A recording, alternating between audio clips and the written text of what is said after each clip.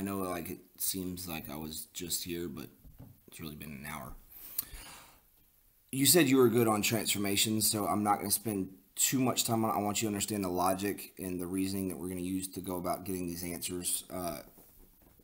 That's more important than what the actual answer is. The sequence of transformation, that means that we're going to have more than one transformation that matches triangle ABC to triangle QRS. So we've got to go from ABC to QRS. Generally, you're going to want to go from the one that does not have the little tick marks. So if you have one triangle that's ABC, make sure you're going to go from ABC to A prime, B prime, C prime. That's a very common mistake that kids make. All right, so like you don't want, if this was A prime, I'm sorry, that's not what that would be. Let's see, this would be C prime, this would be B prime, and this would be A prime. So you don't want to go from this guy here to this guy here, because that will be one of your answers. All right, like make sure you're going to go from the original to the image, and the image is going to have a little tick mark. So triangle ABC is reflected across the line x equals 3.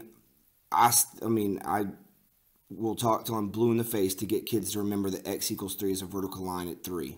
You know, that's just something that kids forget a lot. All right, so you have a vertical line going at x equals 3. So if you reflect it across there, ABC would come over here and it would look like this.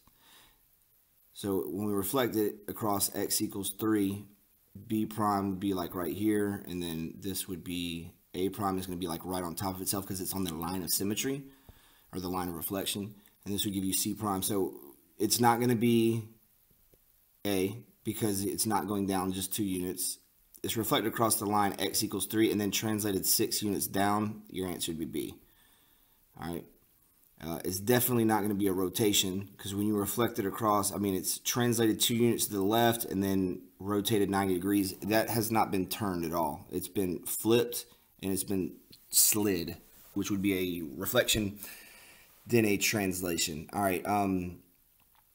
Number 14, if you have a question like that, it should take you 2 seconds. If it does not preserve the distance between the points, that means you've either changed the size or the shape, which means they're not congruent.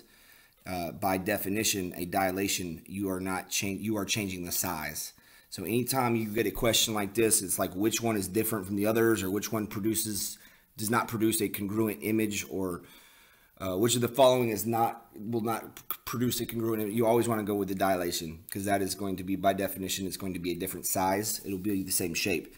For rotations, what you need to remember for rotations, you don't even need to remember the rules. I know it says something like for 270, your X and your Y would be something like negative, it would be Y negative X. You don't even remember all that. Like if we're rotating 270 degrees counterclockwise, where are we going to end up? Well, counterclockwise is this way, and 270 is going to be almost a full turn. So we're going to end up down here.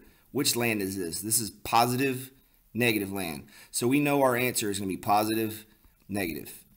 And the only thing that you need to remember, that you need to memorize, is that when you are rotating 270 or 90, which is the same thing, you're just going in a different direction, you flip-flop the numbers around.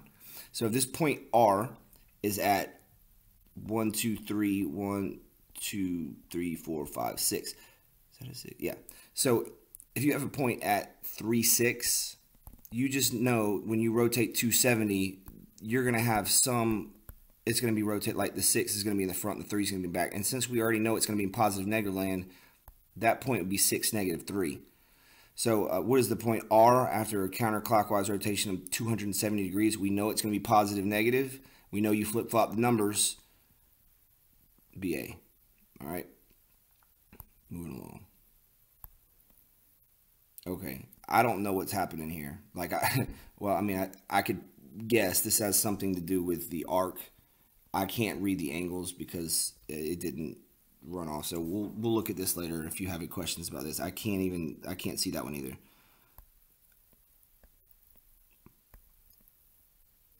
This one I can kind of make it out a little bit. Explain why the formula for the area of a, yeah, I'm not even going to attempt this. We'll look at this later. You seem to have it, you seem to have written something down, which is good.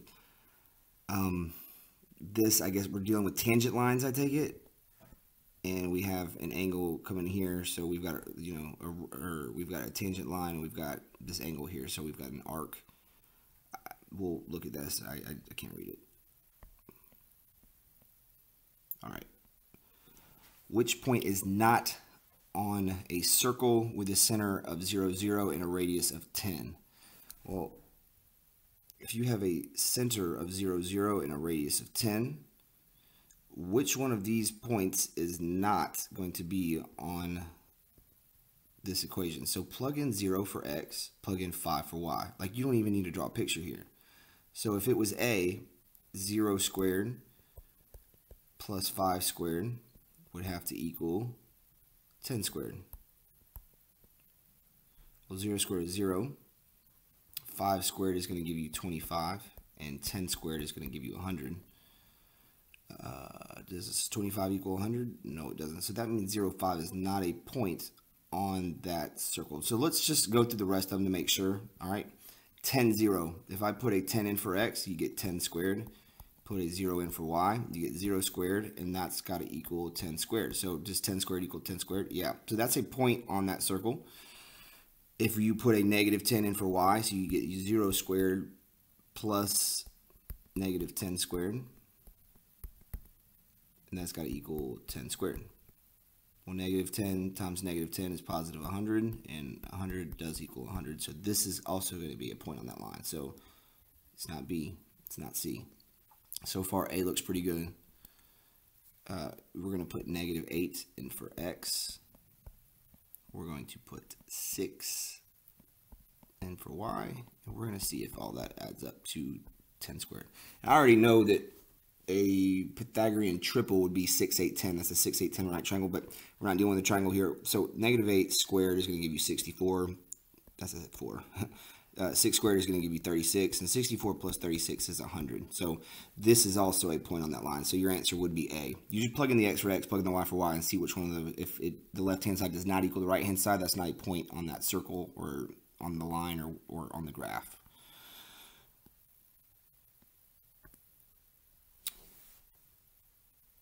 We're looking at the triangle. Explain how you can determine the value of the sine of x. Use the word theta in your explanation instead of the symbol. Write your answer on the line. What? You got to use the word theta. Okay. The sine of theta, I mean, if you just remember, so katoa. The sine is going to be the opposite over the hypotenuse. So the opposite of this is a 3, 4, 5 right triangle. Okay. If this is 3, this is 4, this is 5. So your opposite would be 4. And your hypotenuse would be 5. So the sine of x, or the sine of theta, would be 4 over 5. You know what I mean? Yeah, we need to change this. That's not right. You need to change. This should be an O, and this should be an A. Or, yeah. SOHCAHTOA, opposite over hypotenuse. Okay? So you would say, explain how you determine the value of the sine of x. You know, what I teach my kids, like, if you're going to have a constructed response question, you want to write down as much stuff as possible. You want to be as thorough as possible. You don't want to leave out anything, because your teacher might know what you know, and they'll be like, okay, Gabby, I see that she has a pretty good response here. That's pretty good. But the person that's going to be grading these is not your teacher, so they don't know if you know what you're talking about or not. So you want to be as thorough as possible and show them that you know what you're talking about, but I wouldn't elaborate, because you're going to want to answer every question. You want to go through the test and answer the ones you know how to do first, and then go back through and answer the questions that you maybe take a little bit longer to answer. And then last, you're going to answer the questions that you have no idea. Like, you're going to save those for all the way at the end. You want to answer the questions you know how to do first. All right. This is saying we have an altitude BD. Right triangle ABC, so we know it's this is a right triangle, and we have an altitude. This is telling us that this is a right angle. Prove that ABC is similar to triangle BDC. So if they are similar, what that means is they are the same shape but different size. So what we have to prove is that the angles are congruent. All right, so we have triangle ABC, which is this triangle here. So I like to redraw the pictures out here. You have A, B, C is similar to BDC. So BDC would be this guy right here. This is D, and that's B, and this is C. Okay, so to prove that these are going to be similar to one another, BD and AB. So these are not congruent to each other. So we're going to prove that the angles are congruent. Well, ABC, this angle here, angle C, is congruent to itself. So we would say angle C, ooh, that's a 2. You'd say angle C is congruent to angle C. And the property, I think it's the reflexive property. I don't know. We'll look at the properties later. I mean, you'd say angle C is congruent to angle C. Let me Google it real quick. I forgot just the name of the property. Like an angle, if it's the same angle, what your logic would be.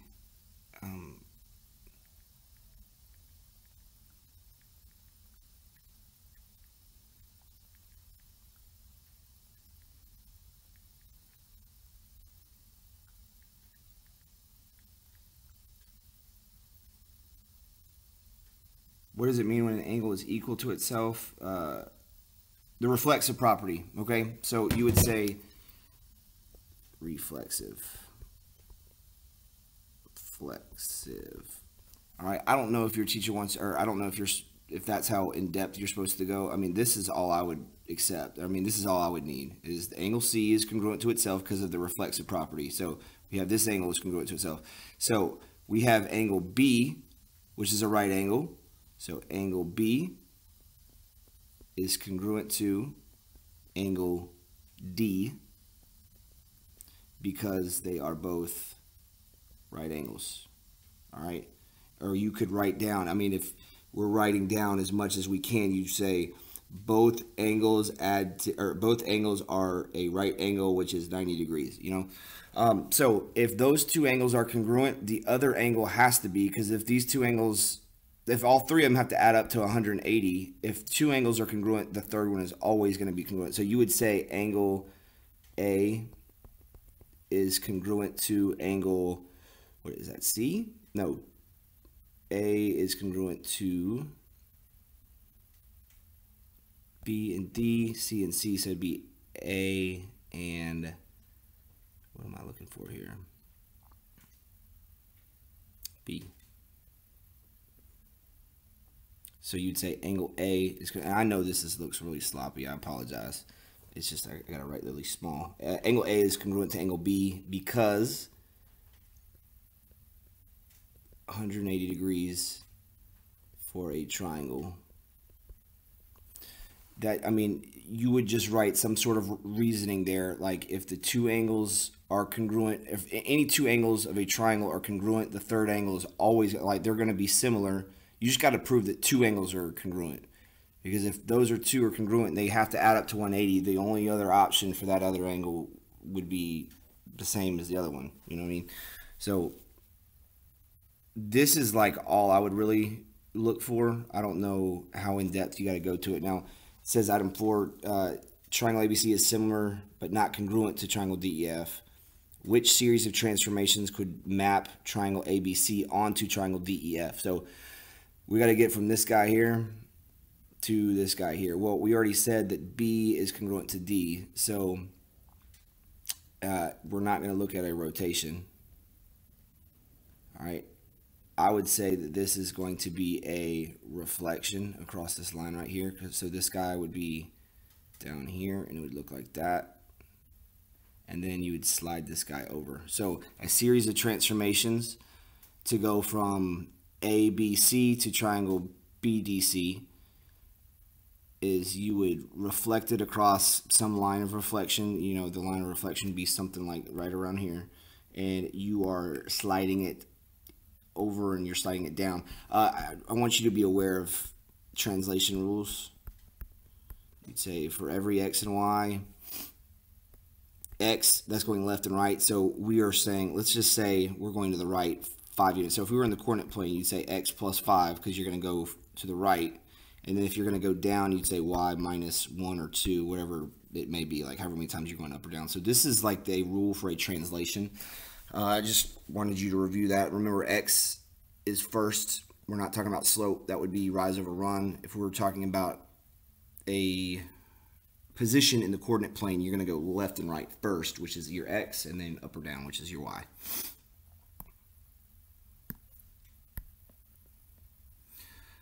Okay, selected response. Which equation is true? The sine of 40 is equal to the tangent of 60. I mean, this is a calculator question. You know what I mean? Like, that should take you 5 seconds. Like, you just push those numbers in your calculator and beep, beep, beep. You got 0.76 is going to be equal to both of them. So, let's see here.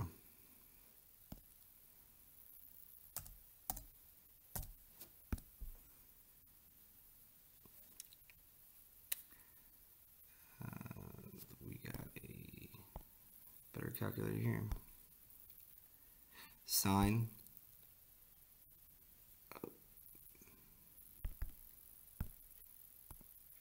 sine of 50, 0.7660, and then we have the cosine of 40. We gotta make sure it equals that. So you'd say 40 cosine. It's the same thing. Yeah. So 0.7. I mean, that's just a calculator question. All right. Triangle GHU is a right triangle. Angle G has a measure of G degrees. Angle H has a measure of H degrees. Angle J is a right angle. Select 2 equations that must be true. Okay, let's look at this. This probably has something to do with our trig identities or our trig functions, which we need to know before your test. All right. Select 2 equations that must be true. So if we have triangle G, so this question, there's not a triangle drawn, so I would just draw one myself. So it's triangle GHU is a right triangle. So here, boop, right triangle. Angle G has a measure of G degrees. So this is G. This will be lowercase g degrees. Angle H has a measure of H degrees, and J. So this is J, this is H, and then this is the lowercase j, or lowercase h. Select 2 equations that must be true. Sine of H, that would be the opposite over the, so that'd be the opposite over the hypotenuse. Is that going to be equal to the sine of G, like the opposite over the hypotenuse? Don't know. Let's look at B. Cosine of G. So we're looking at the adjacent over the hypotenuse. So the cosine of this angle here would be the adjacent, which is this guy here, over the hypotenuse. So that would be the cosine. So that would be adjacent over the hypotenuse. And then sine of H, this would be the opposite. So the cosine of G, that would be your adjacent, which would be J or GJ. Adjacent over the hypotenuse. So that would be over GH. Well, let's see if sine of H is the same thing. So the sine of H would be the opposite, which is GJ, over the hypotenuse, which is GH. So this guy looks good, B. All right, so we got to pick another one because it says which 2. The cosine of H. So let's look at the cosine of H.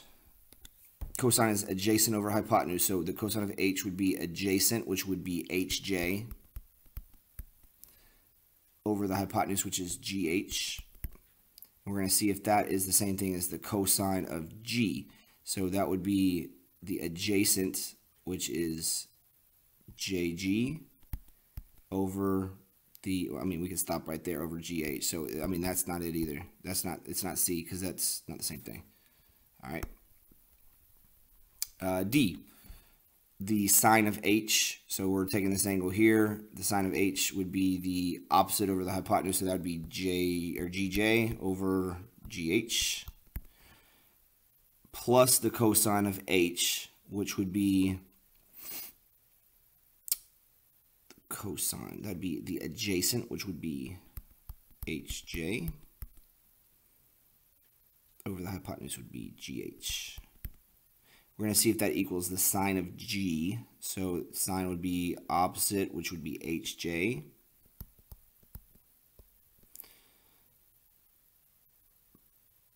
Hj would be the opposite over the hypotenuse, so that would be over gh.